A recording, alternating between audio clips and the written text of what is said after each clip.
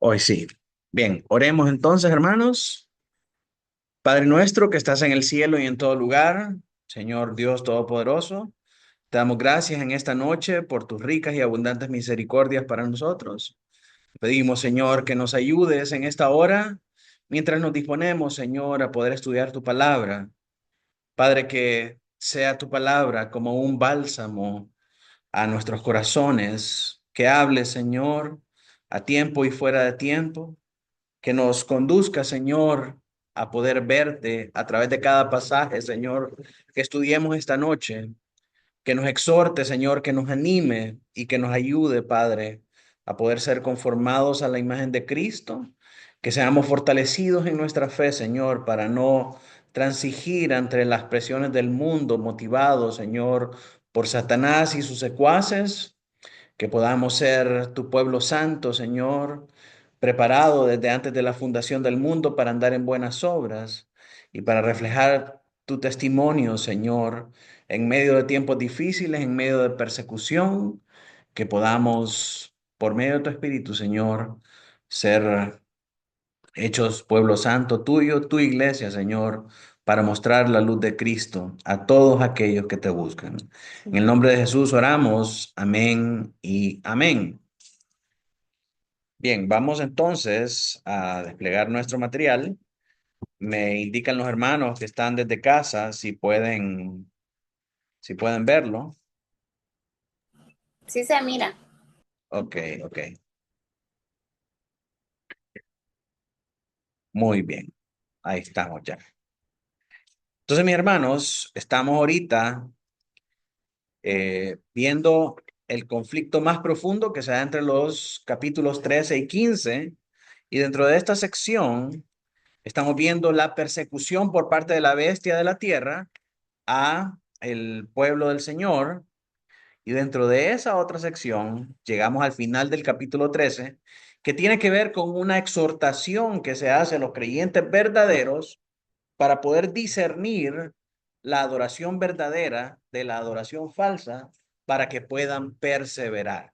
Sí, todo el capítulo 13 se da una serie de eventos en los cuales esta bestia y el falso profeta trata de imitar a Cristo y presentarse ante el mundo como el verdadero Dios al que tenemos que adorar, ¿verdad? Y muchos son envueltos en esa falsa adoración y ceden ante sus falsas pretensiones. Sin embargo, el verdadero pueblo de Dios se mantiene firme y resiste ante esas amenazas y por esa causa es perseguido.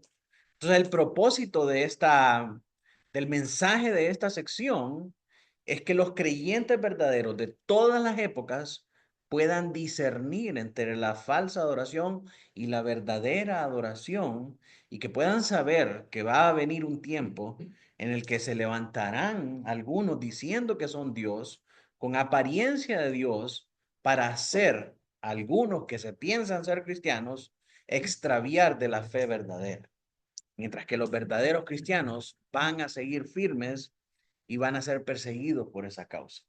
¿Verdad? Ese es el motivo de esta sección.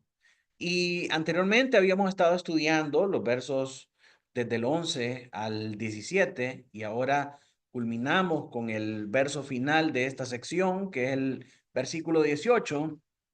Y a ver si alguien me puede ayudar ahí a leer el verso 18.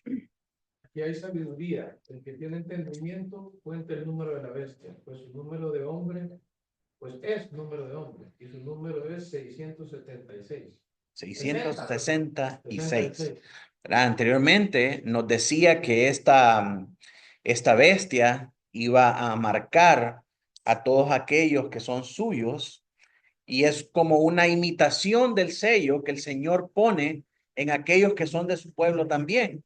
Solo que al igual que como el Señor y como este individuo, este mecanismo, ¿verdad? Este sistema llamado la bestia, el anticristo, el falso profeta, trata de imitar todas las cosas del Señor, entonces trata de marcar a los suyos. Y vimos que así como en el Señor, el sello que el Señor pone a los suyos es un sello espiritual, de la misma manera, la marca de la bestia también es una marca espiritual que se refleja en la mente y en los pensamientos malévolos de los moradores de la tierra que siguen a todas sus pretensiones, a todo su sistema y a toda su falsa adoración, y también que hacen las obras de iniquidad que son propias de este sistema. Ahora, nos dice que el número de la bestia, el número de esta entidad, que también es su nombre, es específicamente 666.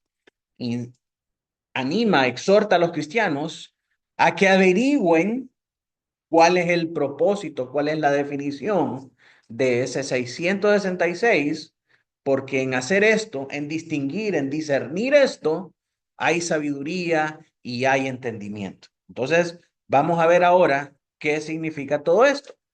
Y a través de la historia, mis hermanos, ha habido muchas maneras de querer interpretar lo que este 666 significa, ¿verdad? Muchos han llegado a terribles teorías conspiradoras y a un montón de locuras de insinuar lo que ese 666 significa.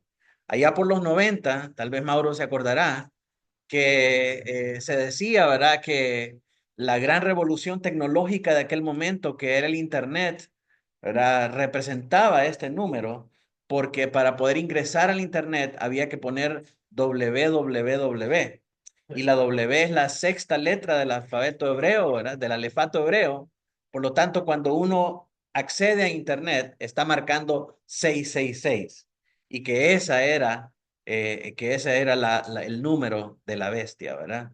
Entonces, han habido un montón de intentos fallidos y de poco entendimiento para querer definir este número. Vamos a ver algunos de ellos brevemente para que miremos cómo se contrasta la manera en cómo la gente trata de interpretar este número en, a diferencia de lo que este mensaje representó verdaderamente para los creyentes de aquella época.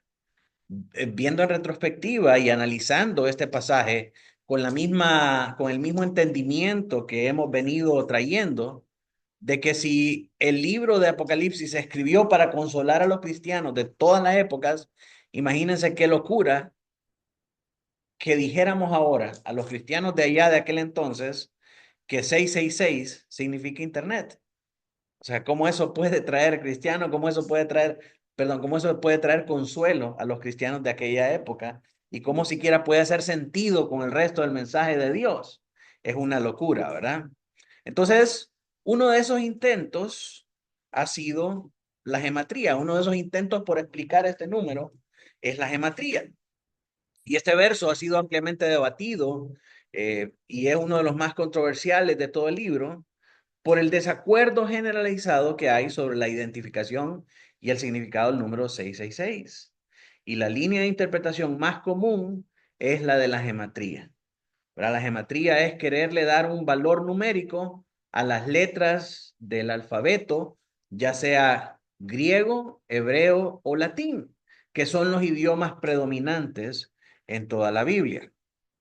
En el mundo antiguo, las letras del alfabeto eran sustituidas por los números, ¿verdad? Y eso es la gematría.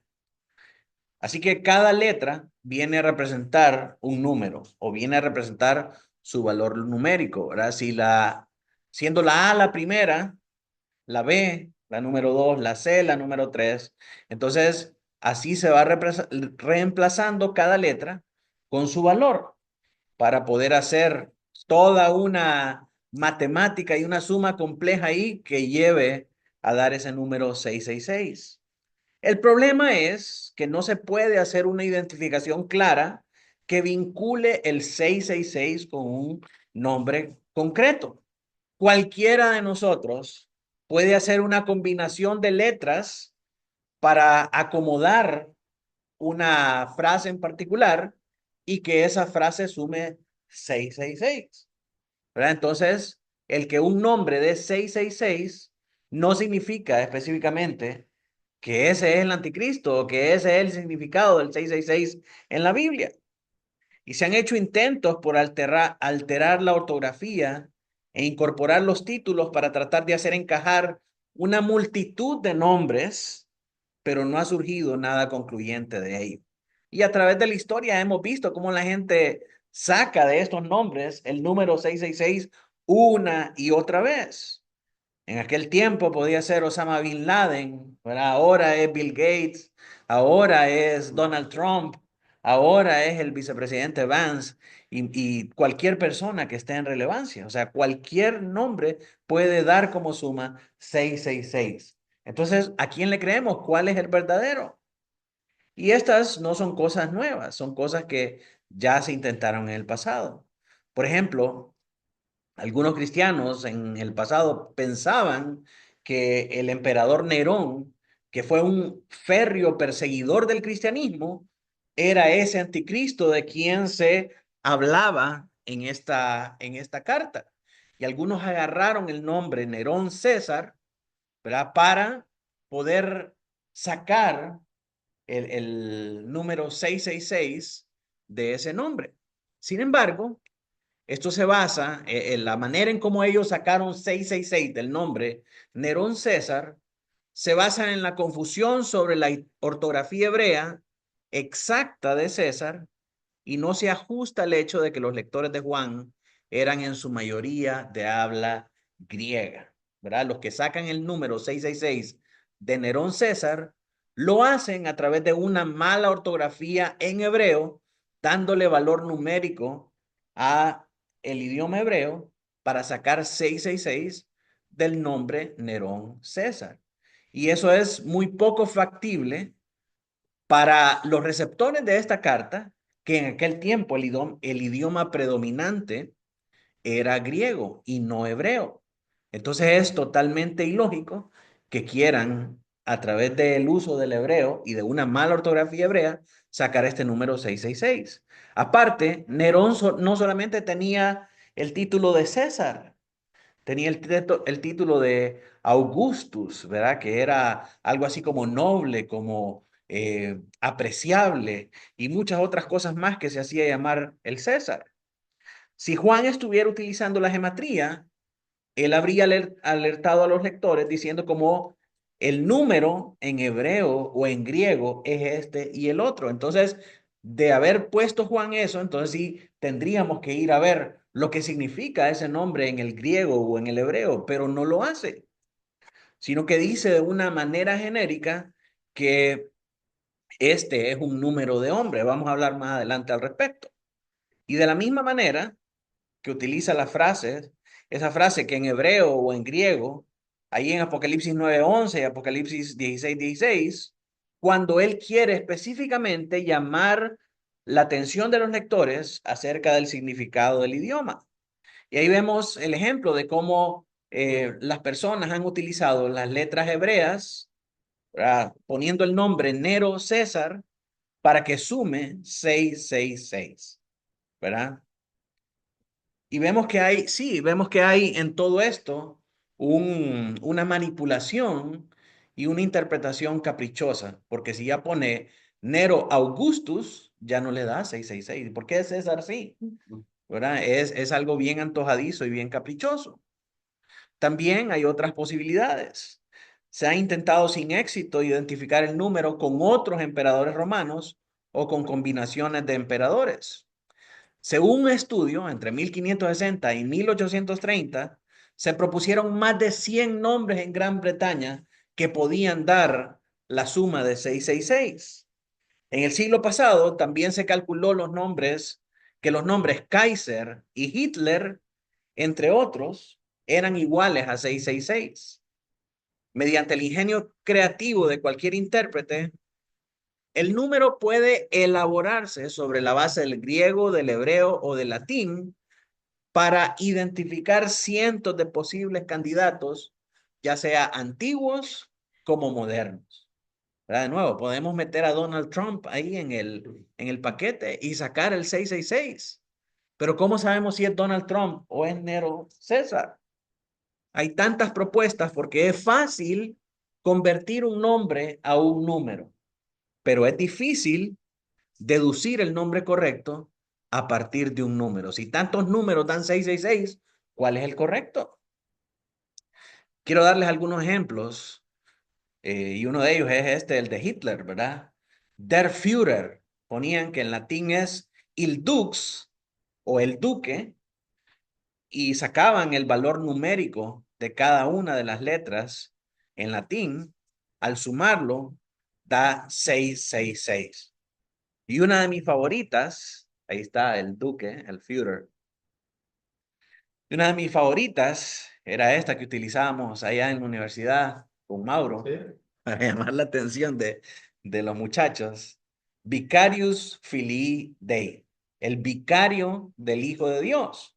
Y cuando sacamos las letras del latín, las que tienen un valor numérico, porque en vicarius la A, por ejemplo, no tiene un valor numérico. La O no tiene un valor numérico, pero sí la B, la I, la C, la I, la B.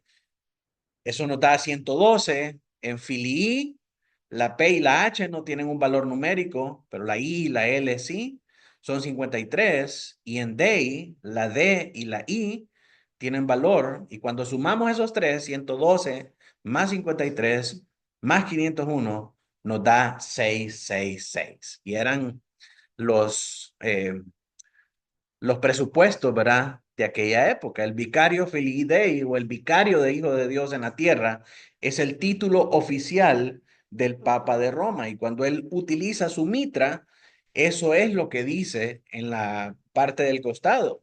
Vicario del Hijo de Dios o vicario Filii Dei.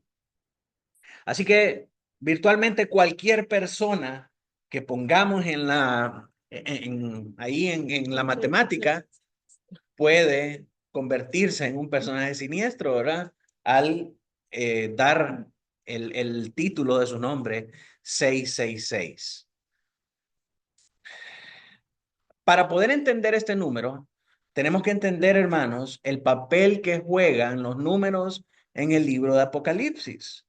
Y como hemos visto ya en otras lecciones y en otras ocasiones, viendo en retrospectiva, viendo para atrás, cuando bien los números, Apocalipsis es bien rico en números. Vemos 24 ancianos, 7 cuernos, 7 cabezas, 10 cuernos. Hay bastantes números. Pero ¿cuál es el uso de estos números? A ver, simbólico, correcto. Estos números representan algo, representan una realidad espiritual. Todos los intentos de identificar el número con el cálculo literal del nombre de algún individuo tropiezan con la dificultad de la forma metafórica en que se utiliza el lenguaje y los números del libro. Ah, si 666 significa el nombre de un individuo, entonces tenemos que ir a calcular qué significa 144,000. Tenemos que ir a calcular qué significa 24, qué significa 70. Si usamos la misma lógica de que 666 tiene que significar algo, ¿verdad? Pero, ¿por qué todos los números anteriores a este son simbólicos y este sí es literal y hay que hacer un cálculo manual, hay que hacer un cálculo esotérico para que dé ahí el nombre de un individuo en particular? Es ilógico, es inconsistente con el resto del contenido del libro. Si se pretendiera identificar el número con algún gobernante por medio de ese cálculo, sería una rara excepción en cómo se emplean los números en otras partes del libro. Por ejemplo, 24 ancianos, 7 sellos, 144,000, 3.5 años, 2 testigos, 7 cabezas, 10 cuernos. Esos números no son números que tenemos que calcular para sacar algún significado de nuestra realidad o de nuestro contexto. Son números simbólicos. No hay evidencia de que ningún otro número en el libro sea utilizado de la misma manera en cómo muchas personas, muchos evangélicos, abusan de la interpretación de este número. Todos los números tienen un significado figurativo y simbolizan una realidad espiritual. Ninguno implica que hay que hacer un cálculo literal de gematría. Y de hecho, vamos a ver qué es lo que el Señor quiere decirle a la iglesia cuando les dice que calculen el número del nombre de la bestia. Vemos por otra parte el nombre del Señor. Inmediatamente después de esta instrucción con la que cierra el capítulo 13, vemos en el capítulo 14, versículo 1, a los santos del Señor con el nombre de Cristo y el nombre de Dios escritos en sus frentes. Y esto apoya que ese número del que se nos está hablando anteriormente es simbólico y no literal, porque también vemos ahora a los santos presentarse con un número en su frente, que es el nombre del Señor, el nombre de Cristo y el nombre de Dios. Entonces, la colocación directa de este verso inmediatamente después de esta descripción del número de la bestia en el versículo 18 muestra un contraste paralelo entre el nombre de la bestia, que recuerden, dice que el nombre es su número, ese número 666 representa su nombre y ahora el nombre del Señor. O sea, hay un contraste directo entre un versículo y el otro. O sea, el 18 nos dice el número de la bestia, que es su nombre, y en el 14:1 vemos a los santos con el nombre de Cristo y de Dios en la frente. Leamos Apocalipsis 14:1.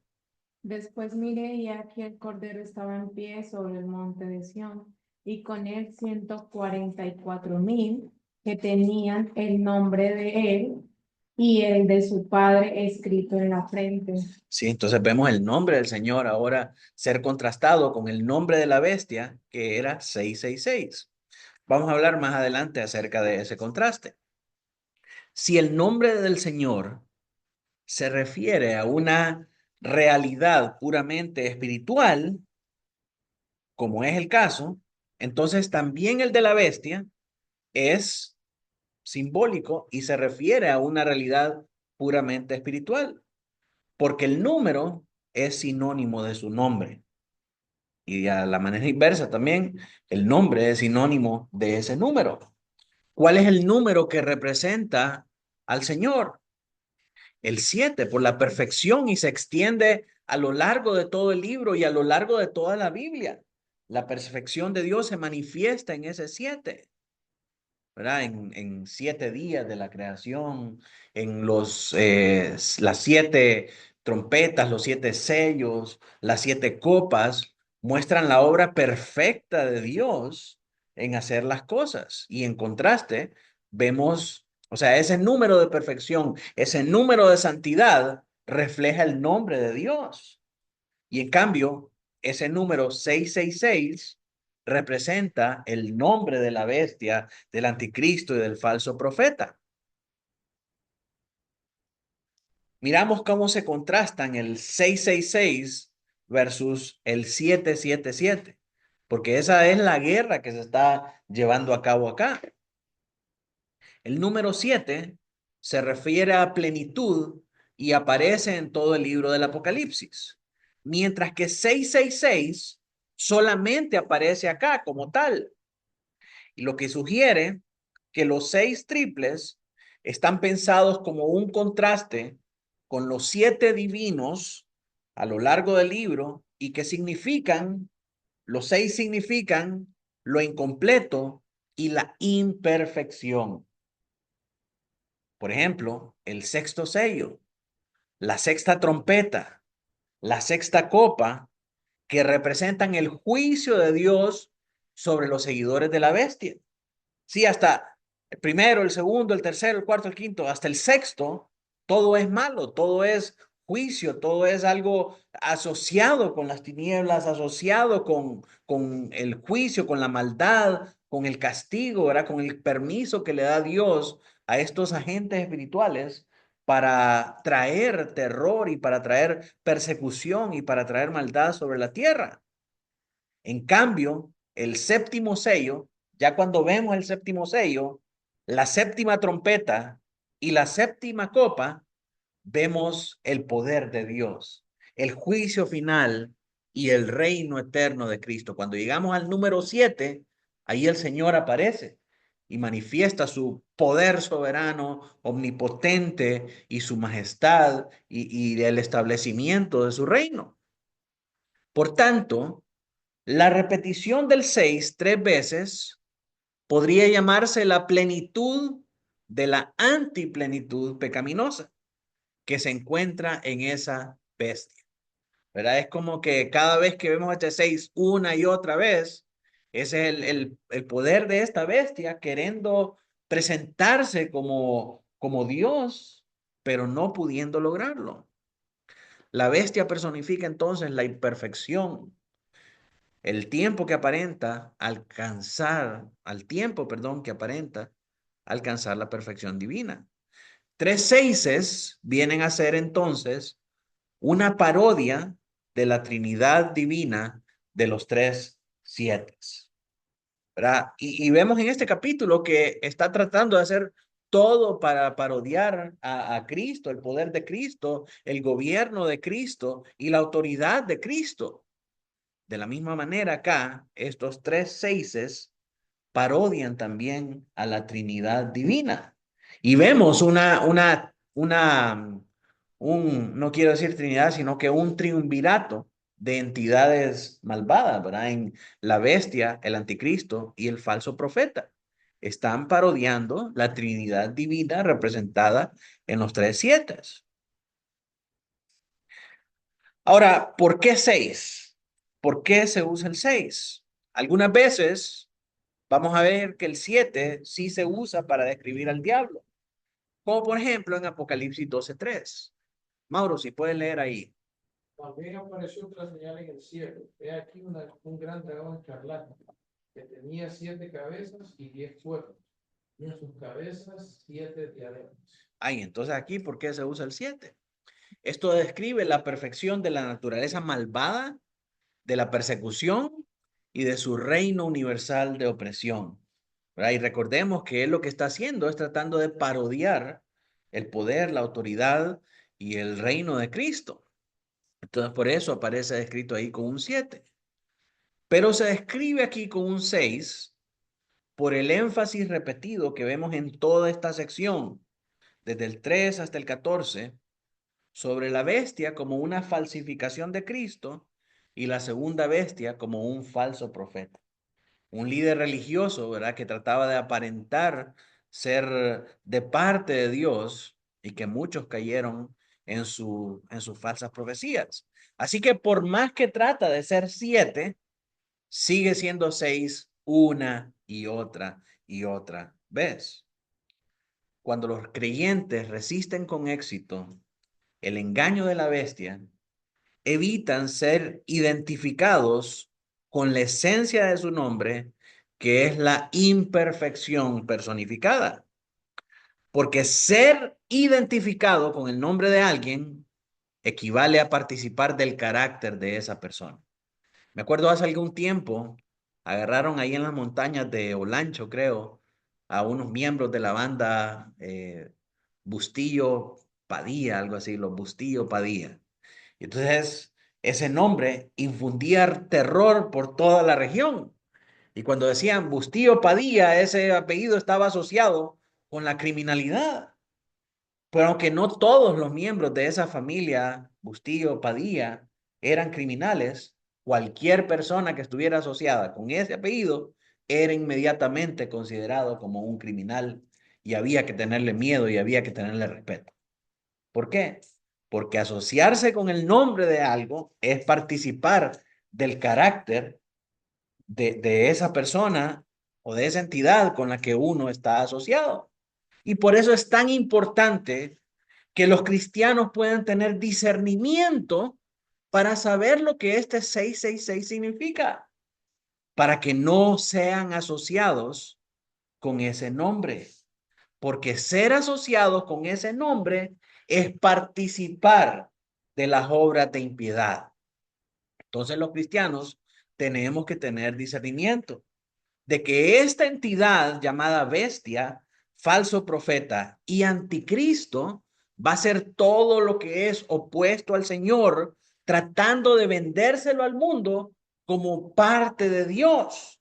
Y los cristianos que participen de estas cosas están asociándose con ese nombre en lugar de retener firme el testimonio de Cristo. Por lo tanto, Dios le da esta visión y este mensaje a Juan para que los cristianos de todos los tiempos no se asocien con el nombre de la bestia ni con los comportamientos asociados con su nombre. Porque si ellos participan, están siendo partícipes de las obras de las tinieblas. Usted puede decir, yo soy cristiano y yo creo en Dios y yo he nacido de nuevo y todo lo demás.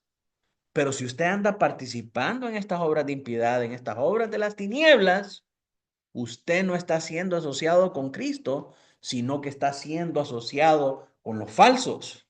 Y mis hermanos, por eso es que si nosotros sabemos que una iglesia es una falsa iglesia, es una sinagoga de Satanás, nosotros no podemos participar de la adoración de esa iglesia, porque nosotros estamos siendo asociados con esas obras de maldad y de tinieblas. Muchos cristianos, en nombre de quedar bien con su familia, hacer las cosas por respetar la imagen y la memoria de un familiar muy querido, se van a meter a iglesias católicas a participar de la herejía y de la blasfemia de la Santa Misa, que lo que hace es declarar que el sacrificio de Cristo es insuficiente para darle vida nueva a los creyentes. Se necesita el sacrificio de un sacerdote que baje nuevamente el cuerpo de Cristo y lo sacrifique sobre un altar para convertirlo nuevamente en pan y vino y dárselo a la congregación. Eso es blasfemar el nombre de Cristo y blasfemar el sacrificio de Cristo. Como creyentes verdaderos no podemos participar de esas obras de impiedad. De la misma manera, si vemos que hay iglesias que están profanando y están blasfemando en contra de la autoridad de la Escritura, la suficiencia de la Escritura, al promover apóstoles, profetas y hacer declaraciones extrabíblicas, nosotros no podemos participar de sus obras de impiedad, porque nosotros no confesamos esa fe, esas cosas que aunque tienen apariencia de religión, aunque tienen apariencia de cristiano, ese es el engaño de la bestia. Y acuérdense que hablaba grandes blasfemias y la gente lo adoraba y se maravillaba por las cosas que hablaba. Lo mismo sucede con ese cristianismo cultural. Ay, qué bonito habla, qué cosas tan lindas que dice y es un pastor. Esto es cristiano, yo voy a ir y yo voy a hacer estas cosas. Eso es estar asociado con el nombre de la bestia. Hacer las cosas que la bestia hace, pensar las cosas que la bestia dice y estar apoyando la blasfemia que la bestia habla. No podemos como creyentes verdaderos participar de estas cosas, mis hermanos. Debemos ser fieles y resistir. Y debemos mantener nuestra posición firme de defender la verdad de Cristo a costa del señalamiento, a costa de la humillación, a costa de la burla, a costa del desprecio de nuestros familiares. Porque tengan por seguro que no participar de estas cosas nos va a traer repercusiones. La gente se va a burlar, nos van a insultar, nos van a tildar de sectarios, van a decir muchas cosas de nosotros, vamos a caer mal. Pero eso es lo que significa ser cristiano.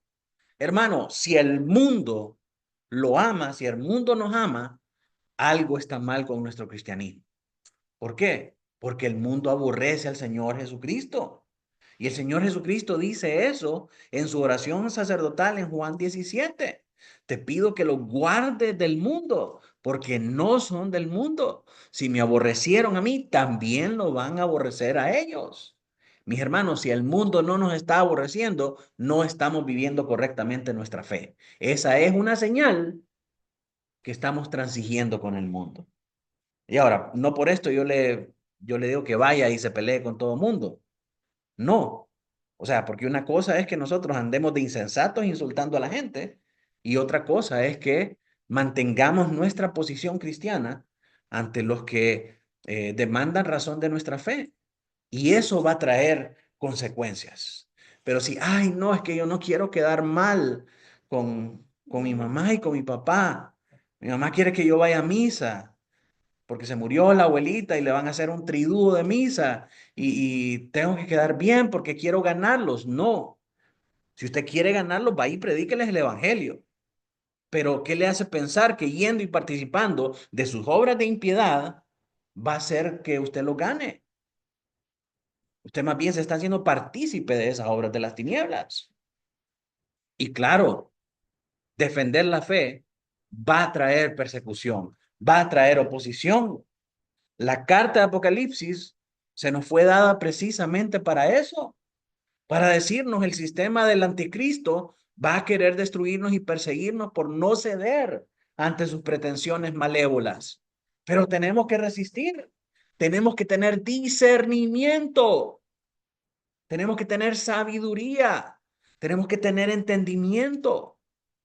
Y eso lo que significa es que, hermano, si usted sabe que ahí no predican el evangelio verdadero, la sabiduría de Cristo, el discernimiento espiritual debería llevarlo a usted a resistir y decir, yo no voy a participar de esas obras de impiedad, de esas obras de las tinieblas.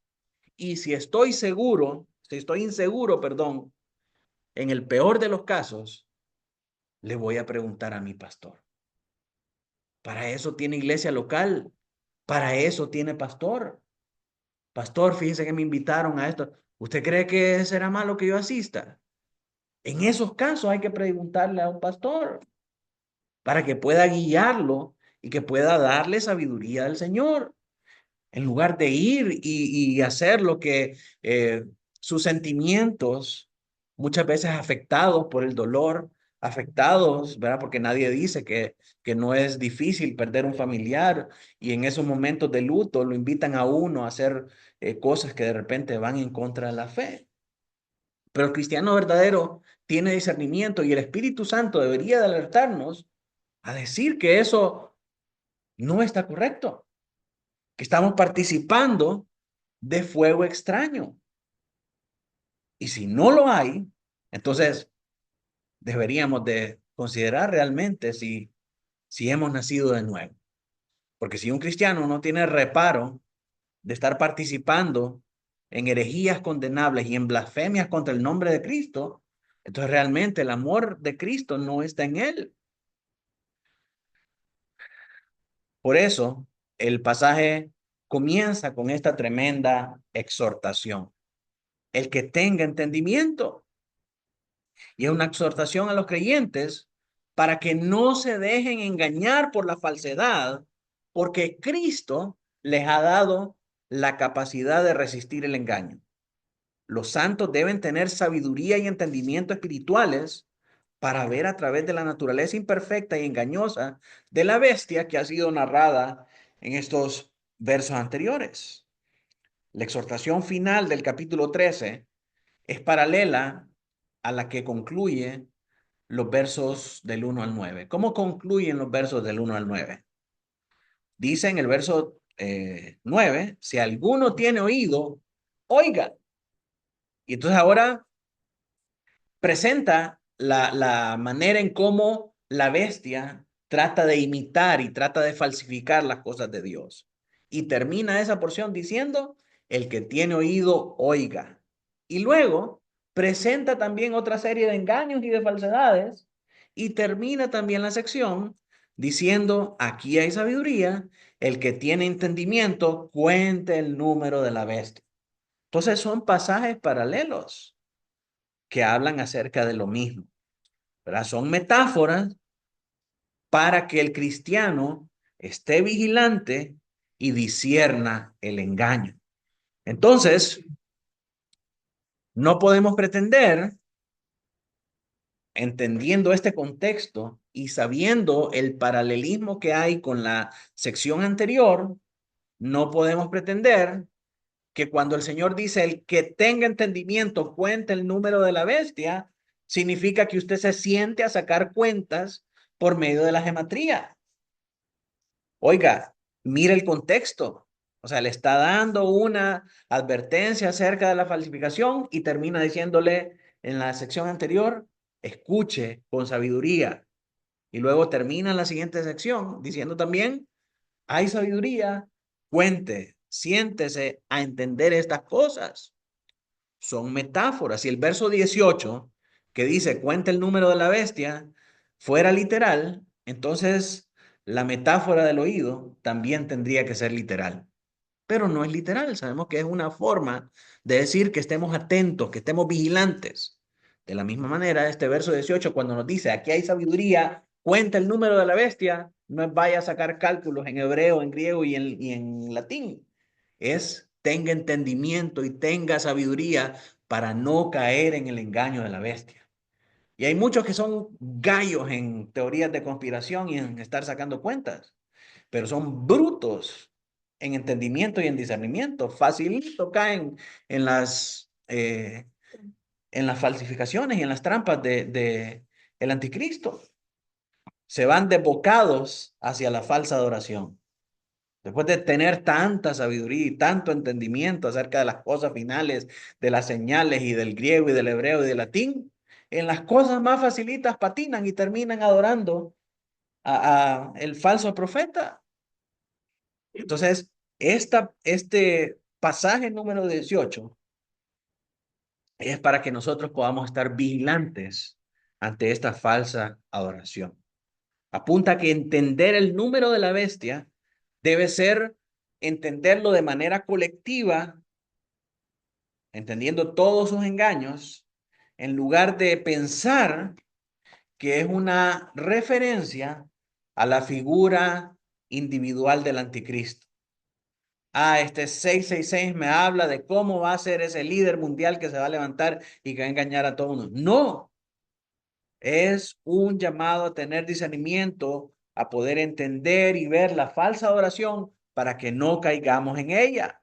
De una manera colectiva, la falsa adoración y todo el sistema del anticristo, no solamente de una persona, no es una característica de una persona.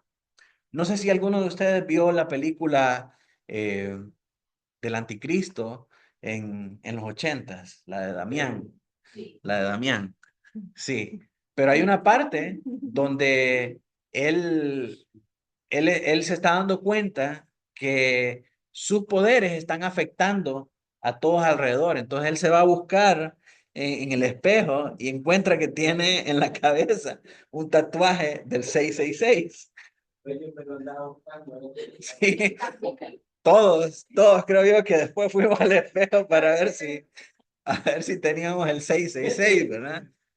Pero esto, hermanos, no nos habla a nosotros acerca de una persona individual con ciertas características específicas, sino que nos está llamando a entender y a discernir el funcionamiento de esa falsa adoración que van a traer la bestia, el anticristo y el falso profeta. Dice que tenemos que tener entendimiento para contar el número de la bestia porque es número de hombre. ¿Qué significa esto de número de hombre? La palabra hombre aquí es la palabra griega antropos y al ser usada en este contexto es una palabra genérica que se refiere a la humanidad y no a un hombre específico, porque no tiene el artículo o no tiene el pronombre antes de él, antes de el sustantivo. Es decir, no dice el hombre, no dice un hombre, sino que dice hombre en general. Así que es una palabra genérica. Y es exactamente igual a la que aparece en Apocalipsis 21:17. Emilio, si puedes leer ahí, por favor. Y midió su muro, 144 codos, Medida. de medida de hombre, la cual es de ancho. Ok, entonces ahí vemos también que se utiliza ese término medida de hombre de la misma manera en cómo se usa en 13:18 número de hombre. ¿Verdad? Es hombre, no se refiere a un hombre en general, sino que es, al decir número de hombre, es algo humano, es algo de toda la humanidad. O sea, que no describe en sí que ese hombre sea alguien en específico, Exactamente, sino que puede ser un grupo así es. o cierta cantidad de personas. Este número está diciendo es algo, representa algo humano, algo que se da en el contexto de la humanidad. Eso es lo que significa, es Y una medida humana. en los tiempos actuales, o sea, en cada tiempo que haya un cristiano, nosotros no podemos asociarlo a alguien en específico. No Exactamente. significa porque en este pleno siglo XXI hay alguien que le haga la guerra, pues Ujú, a los ujú. cristianos no significa que ese grupo o esa persona representa ese número de la bestia. Así es, así es. O sea, es en general al comportamiento y a la manera en cómo engaña a la bestia y el falso profeta y el anticristo a través de todos los tiempos. O sea, que podríamos decir que todos los impíos son seis. Exactamente. Todos los que no son parte del pueblo del Señor actúan bajo este número, ¿verdad? Porque se asocian con sus acciones, con su manera de pensar, con el nombre de la bestia. Hacen impiedad. Entonces, este número de hombres se refiere a una medida humana. Y esto sugiere la idea general de la humanidad en lugar de un individuo especial que solo puede ser discernido a través de una forma esotérica de cálculo. O sea, aquí no nos está diciendo, este es el número, vaya y saque cuentas para que mire usted quién va a ser esa persona. No nos está diciendo eso. Nos está diciendo, este es el número, tengamos entendimiento para saber que así como es este número, así es el nombre de esta persona y de esta manera se comporta. Se refiere a un número común a la humanidad caída. Y esto es coherente con el 13:1, que nos dice que la bestia surge del mar y se pone en pie sobre la tierra. ¿Verdad? Entonces, se levanta por encima de la humanidad caída. Miremos entonces esta medida de hombre, esta medida de la humanidad y cómo esa medida nos habla acerca de el deseo de la humanidad de levantarse en contra de Dios. La bestia viene a ser el representante supremo de la humanidad caída o de la humanidad no regenerada, separada de Dios e incapaz de alcanzar la semejanza divina, pero siempre intentándolo. Desde el huerto, el hombre está tratando de ser como Dios. Y hoy en día está, si pudiéramos decirlo de esta manera, más cerca de lograrlo con todos los avances tecnológicos. ¿Verdad? Si pensamos en la clonación, si pensamos en la inteligencia artificial, si pensamos en tantas cosas que el hombre puede hacer ahora, estaría tentado el hombre a pensar que pueden reemplazar a Dios al poder crear formas humanas, al poder hacer todo lo que hacen. Y por eso esa altivez y esa soberbia lo lleva a negar a Dios, lo lleva a atacar a Dios, a estar en contra de Dios. Y eso ha sido así desde toda la humanidad. Nimrod, por ejemplo. Nimrod hace la plataforma más tecnológica de aquel momento, ¿verdad? Que era una torre edificada hasta lo alto. ¿Cuál era el propósito de los hombres en aquel momento? Alcanzar a Dios, llegar hasta donde Dios está, ¿verdad? Y el Señor trae su juicio y los castiga y les muestra que son incapaces. Pero este es un sentimiento que ha estado en toda la humanidad. Desde que el hombre cae de la gracia de Dios, el hombre quiere parecerse a Dios, el hombre quiere tomar el lugar de Dios, el hombre quiere ser Dios. La humanidad fue creada en 6 días, pero el séptimo día de descanso propio de Dios, que Adán y Eva también estaban obligados a cumplir, y habrían sido imperfectos e incompletos sin que hubiera estado este día que representaba toda la perfección y la plenitud de Dios. El 666 entonces enfatiza que la bestia y sus seguidores no alcanzan los propósitos de la creación de Dios para la humanidad. Satanás fue expulsado del cielo por querer ser igual a Dios, por querer usurpar el trono de Dios. Sí, se dan cuenta desde cuándo viene Satanás queriendo ser Dios, intentando ser Dios, queriendo alcanzar este 7 de la perfección, pero quedándose una y otra vez en este 6, 6, 6, evidenciando lo que es propio de la humanidad caída, la incapacidad de ser como Dios, la incapacidad de estar con Dios. Y eso es lo que él le promete a Eva. ¿Cómo engaña a la mujer? El día que comas de este fruto, vas a ser igual que Dios. ¿Sí? Ven el esfuerzo de Satanás por querer ser como Dios. Y el hombre también cae en esa simulación y en esa obra de maldad. El propósito de la Torre de Babel era llegar hasta donde Dios está. Intento tras intento fallido, querer ser como Dios. Eso representa ese 666. Entonces, si vemos eso a la luz de nuestro contexto actual, vemos cada sistema que se levanta en contra de Dios, queriendo negar a Dios y afirmando ser Dios. Cuando el hombre primeramente fue al espacio, ¿verdad? Los primeros que llegaron al espacio sideral, es decir, más allá de nuestro cielo, fueron los rusos con Yuri Gagarin, ¿verdad? Y cuando él estuvo ahí arriba, él dijo una frase bien icónica de este hombre. Dice, hemos logrado llegar acá y les puedo decir claramente que aquí no hay Dios, que aquí no hay Dios.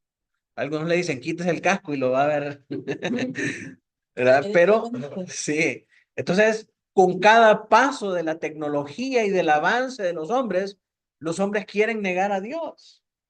Fueron a la luna y dijeron, no hay Dios, nosotros somos Dios. Crearon la vida por clonación y dicen, no necesitamos a Dios,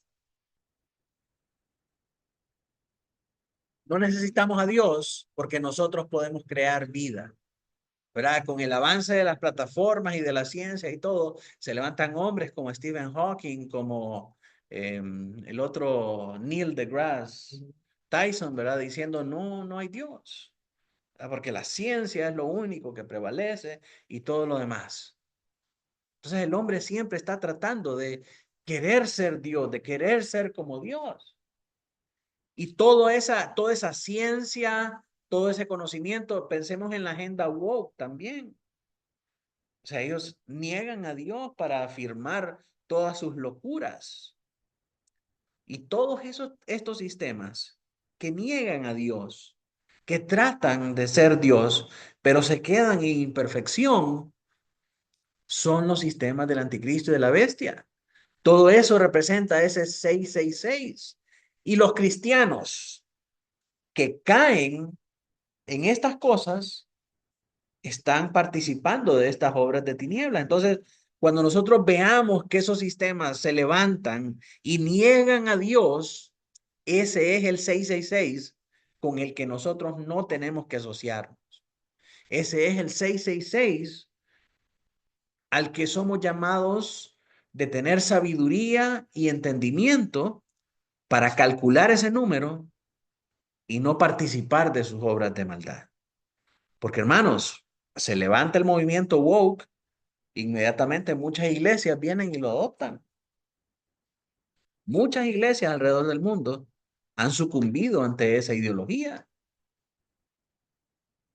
De la misma manera que sucumbieron en el siglo XVIII con el liberalismo teológico, que llevó al reconocimiento de mujeres pastoras y muchas cosas en las iglesias.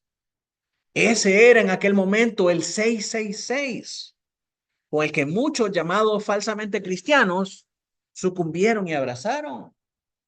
Y en el tiempo en que se escribió la carta del Apocalipsis, el Imperio Romano con sus prácticas paganas era el 666 que los cristianos de aquella época eran llamados a reconocer y a no ser parte de ellos. O sea, el entendimiento y la sabiduría es que para que podamos discernir que ese accionar, que esa ideología, que esas cosas que se están promoviendo son en contra de Dios para que no participemos de ellas. ¿Me doy a entender? Eso es interesante porque el apóstol Juan en su carta menciona que ya está.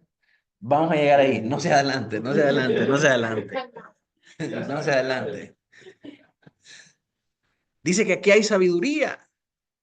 La advertencia, aquí hay sabiduría, enseña que los creyentes deben tener cuidado con la transigencia. No solo cuando se levanta alguien como Nerón. Ahí en los 90s decían también que Bill Clinton era el resurgimiento de Nerón, porque si agarraban el busto de Nerón con Bill Clinton, se parecían exageradamente. O sea, durante toda la historia siempre vamos a ver Nerones. Siempre vamos a ver estos individuos que enarbolan ese número, que representan este sistema de maldad, sino con todas las facetas del Estado a lo largo de la historia. En la medida en que se confabula con los aspectos religiosos, económicos y sociales de la cultura idólatra, todos los cuales personifican a la humanidad caída. La sabiduría se ve mejor a la luz de la palabra entendimiento y comprensión que son utilizadas en Daniel 11:36 y Apocalipsis 12:10. Aquí, en el capítulo 13, verso 18, como en estos pasajes de Daniel 11:33 y Apocalipsis 12:10, los santos deben tener percepción espiritual para comprender la tribulación de los últimos días, provocadas por una figura real malvada que engaña a otros para que reconozcan su soberanía. Ahí tenemos Daniel 11:33 y Apocalipsis 12:10. Entonces, mis hermanos, después de haber visto todo esto, ¿quién es el anticristo? ¿Ah? Donald Trump. ¿Quién es el anticristo? Todo aquel que niegue a Cristo con su vida, sus hechos, sus palabras. Totalmente. Y la gente cuando piensa en anticristo, se van inmediatamente a Apocalipsis 13 a ver esto que habla acerca del 666 y a hacer cálculos esotéricos para saber quién es el anticristo, cuando Juan en sus cartas anteriores ya ha hablado y ha descrito específicamente al anticristo. La gente piensa anticristo y se va a Apocalipsis específicamente, pero olvidan los textos más importantes del anticristo. Tenemos, por ejemplo, Primera de Juan 2:18 al 22. Emily, si me ayuda a leer ahí.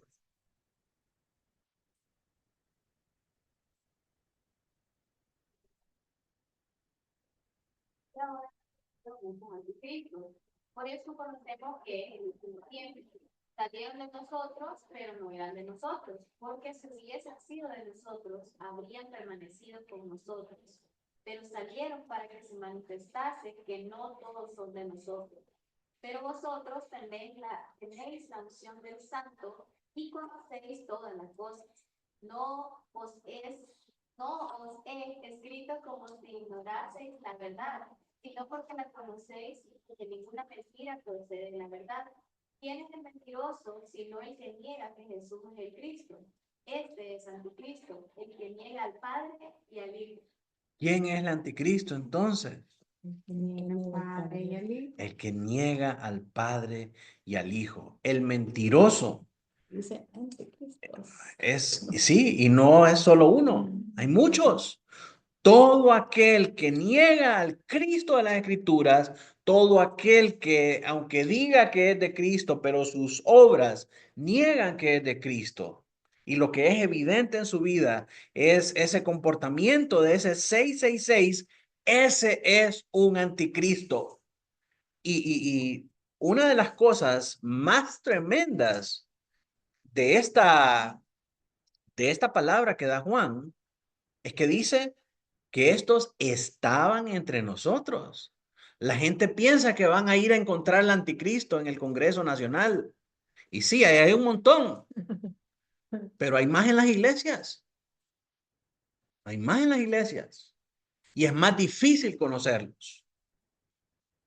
Eso es lo que dice Juan. Estaban entre nosotros, pero no eran de nosotros porque no permanecieron con nosotros. ¿Cómo vamos a conocer a estos anticristos? Porque aunque están con nosotros, no perseveran con nosotros. Los vamos a ver que llegan el domingo al culto, pero no los vamos a ver que están en la oración, no los vamos a ver que están en el discipulado, no los vamos a ver que están perseverando en la lectura, no los vamos a ver que hay cambios en su vida, que evidencian comunión, que evidencian servicio, que evidencian crecimiento espiritual. Esos son anticristos. Esos son anticristos. Están con nosotros, pero no actúan como cristianos. No hay crecimiento en ellos. No hay frutos espirituales en ellos. No hay vida de Cristo en ellos. Y aunque afirman ser cristianos, son efectivamente anticristos porque no representan la vida de Cristo. Primera de Juan 4, del 1 al 3. Pamela, si me ayuda a leer ahí. Amados, no creáis a todo espíritu, sino probad los espíritus si son de Dios, porque muchos falsos profetas han salido por el mundo. En esto conoced el Espíritu de Dios. Todo espíritu que confiesa que Jesucristo ha venido en carne es de Dios.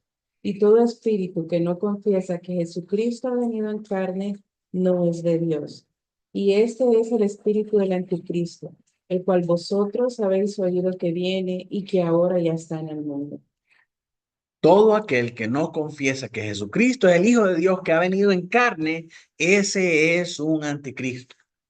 Y mis hermanos, sí, uno de los grandes problemas de nuestro tiempo es el intelectualismo. La proliferación de la información en las redes sociales hace que muchos lean y que estén expuestos a falsa doctrina. Y tristemente, hermanos, en iglesias bautistas reformadas hay cristianos que por leer tanto y por escuchar tantas tonterías de teólogos falsos han caído en engaños que promueven que Jesucristo no es el Hijo de Dios que vino en carne, que siguió siendo Dios y fue verdaderamente hombre también, y que murió por nuestros pecados, resucitó al tercer día y está sentado a la diestra del Padre. Muchos siguiendo estas teologías y estas ideologías humanas llegaron a negar a Cristo y actualmente lo están haciendo. Hay muchos creyentes que están volviendo a las herejías romanas, a las herejías ortodoxas y a las herejías de sectas como Testigos de Jehová, mormones y adventistas.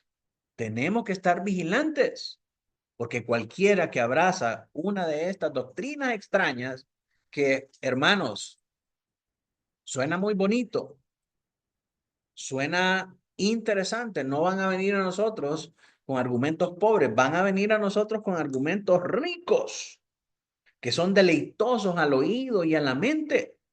Por eso es que tenemos que estar alerta. Por eso, mis hermanos, es que tenemos que ser una iglesia que ora. Por eso tenemos que ser cristianos que oran. Porque la oración nos va a guardar de caer en esta tentación. Y quiero hacer una advertencia y seguramente la voy a hacer el domingo también. Hay hay un peligro latente en nuestras iglesias que pude detectar ahora que estuve en San José, que hay muchos dentro de las iglesias que han caído en la falsa doctrina del preterismo total. Es el preterismo total. Esto es decir, que las profecías que están en Apocalipsis ya se cumplieron en el año 70.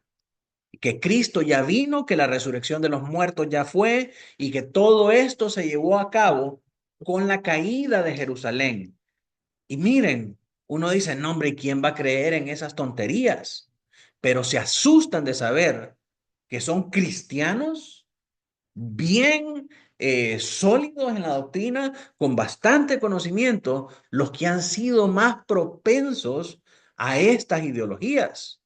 Porque aunque son bien sólidos en el conocimiento, son pésimos en sus frutos espirituales. Son pésimos en su vida de oración, son pésimos en su comunión con la iglesia, son pésimos en mostrar una vida verdaderamente espiritual. Solo son intelectualismo. Entonces, claro, como dicen en el pueblo, ¿verdad? El que tiene más galillo traga más pinol. Y cuando llega uno con un mejor galillo que el de ellos, se lo tragan. Se lo tragan. Entonces, hermanos, ese es el problema del conocimiento, del intelectualismo, sin vida del espíritu, sin vida de oración. No solamente se trata de leer la Biblia, no solamente se trata de conocer doctrina, se trata de vivir lo que dice la Biblia. Se trata de ser uno con la iglesia, de participar en las actividades de la iglesia, de ir a la oración, de estar en comunión con los hermanos, de tener amigos cristianos, de tener vida cristiana fuera de la iglesia. Porque si nosotros no tenemos eso, cuando vengan estos vientos de doctrina, nos van a arrastrar, nos van a arrastrar. Y hermanos, es necesario, dice Primera de Pedro 4:12, que el fuego de la prueba venga para evidenciar cuál es el fundamento que hay en nosotros. El que solamente tiene paja como fundamento, se va a quemar con el fuego y no va a quedar nada. ¿Cómo ponemos un fundamento firme y sólido, inconmovible? Tenemos que estar amarrados a la roca que es Jesucristo. ¿Cómo lo hacemos eso? Siendo la iglesia del Dios viviente, columna y baluarte de la verdad. Pero nadie puede ser columna y baluarte de la verdad quedándose en su casa, haciendo otras cosas mientras la iglesia está reunida, mientras la iglesia está orando. Miren, muchos de nosotros hemos pasado por diferentes pruebas difíciles, pero cuanto más dura es la prueba, más fuerte tiene que ser la oración. Y muchos han pasado por pruebas difíciles, pero no los miran en la oración. Ay, oren por mí, hermanos. Oren por mi familiar, pero no los mira ahí. Esos son los primeros que se van. Esos son los primeros que en la prueba evidencian que están reprobados, descalificados. ¿Por qué? Porque no tienen vida del Espíritu.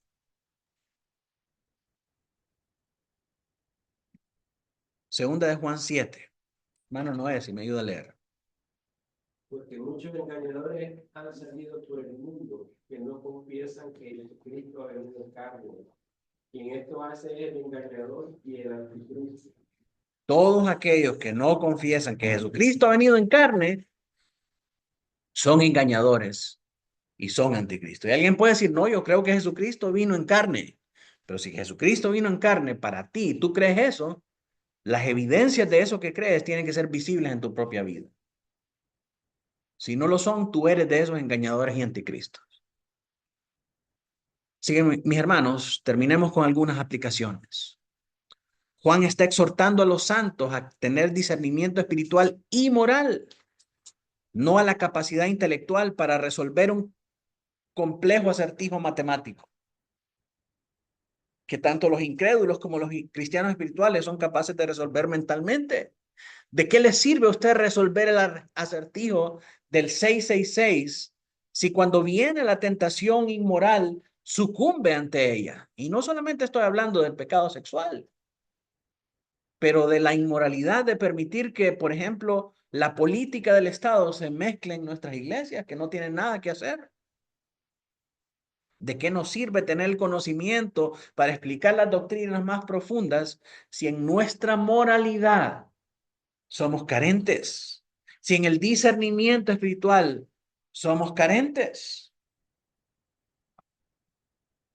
Los cristianos deben ser conscientes de que el espíritu del anticristo puede expresarse en los lugares más inesperados, incluso y principalmente en las iglesias. La profecía de Daniel 11, del 30 al 39, ya advertía que los apóstoles de la comunidad del pacto, los apóstatas, perdón, de la comunidad del pacto, iban a ser aliados del Estado impío y se iban a infiltrar en la comunidad creyente. Si los lectores de Juan tienen percepción espiritual, entonces van a permanecer fieles y van a salir victoriosos sobre la bestia y sobre su imagen y sobre el número de su nombre, aunque eso represente su muerte, aunque eso represente la persecución. Así que mis hermanos, con eso llegamos al final de este capítulo y en la próxima clase vamos a estar comenzando con el capítulo 14 que habla acerca del Cordero y los 144,000 que estaban de pie en el monte de Sión. Por hoy terminamos hasta aquí y vamos a orar para dar por terminada nuestra clase. Voy a pedirle a mi hermano Noé si nos puede dirigir en oración. Señor, te damos gracias en esta noche por la oportunidad que nos has dado de seguir estudiando este libro hermoso de promesas eternas para los creyentes de todas las épocas, Señor, de consuelo, saber que tú eres el Rey victorioso y que sostienes a la iglesia verdadera en medio de este mundo malo y perverso, Señor, lleno de anticristos, aquellos que se oponen, Señor, a tu verdad, aquellos que se infiltran para contaminar tu iglesia, Señor. Pongamos para que nosotros, Padre, podamos estar vigilantes, asidos de tu palabra, de tu verdad, Señor, para rechazar, Señor, todos estos espíritus de anticristo que buscan contaminar, Señor, tu reino, Padre, para que puedas cercar, Señor, nuestra iglesia local, de todas para nosotros, Señor, y que cada ambiente pueda tener, Señor, la sabiduría con respecto a decisiones que hacer y presentar, pastor, Señor, con hermanos maduros en la fe para poder ser guiados, Señor, y no caer en el error y sentimientos de paz y doctrina, Señor. Así que te pedimos, Señor, sigas orando en nuestra vida, llevándola a la práctica, Señor, todo aquello que tú nos enseñas a través de ti. Te damos gracias en esta noche, en el Cristo de su Amén. Amén y amén.